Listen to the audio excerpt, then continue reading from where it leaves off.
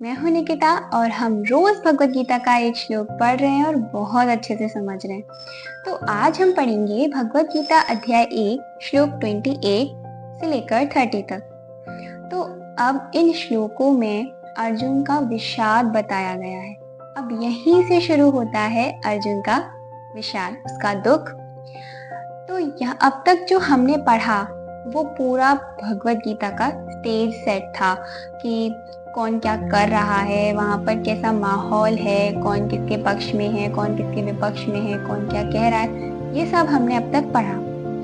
अब हम यहाँ से भगवत गीता के ज्ञान में डुबकी लगाने जाएंगे। तो श्लोक है, अर्जुन श्री कृष्ण से कह रहे हैं कि हे कृष्ण, अपने युद्ध की इच्छा रखने वाले अपने इन मित्रों और संबंधियों को यहाँ अपने सामने खड़ा देखकर मेरे शरीर के सभी अंग कांप रहे हैं, मेरा मुख सूख रहा है, मेरे रोंगटे खड़े हो रहे हैं, मेरे हाथ से गांडीव छूट रहा है, मेरी त्वचा जल रही है, मैं अब और अधिक यहाँ खड़ा नहीं रह सकता, मुझे चक्कर आ रहे हैं, मैं अपने आप को भूल रहा हूँ।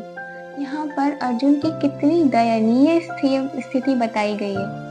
इससे पहले अब तक जो अर्जुन को डिफाइन किया था, एकदम वो युद्ध के लिए तैयार थे, अपना एक तरीके से अस्त्र शस्त्र टांग के बिल्कुल अच्छे से तैयार हो रहे थे, युद्ध के लिए एकदम उत्साहित थे। पर फिर ऐसा क्या हुआ कि वो इतने दुखी हो गए?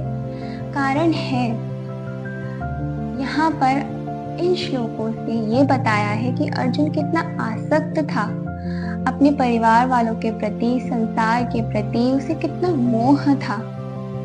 यहाँ पर भगवत गीता मुख्यतः विषाद से शुरू हुई।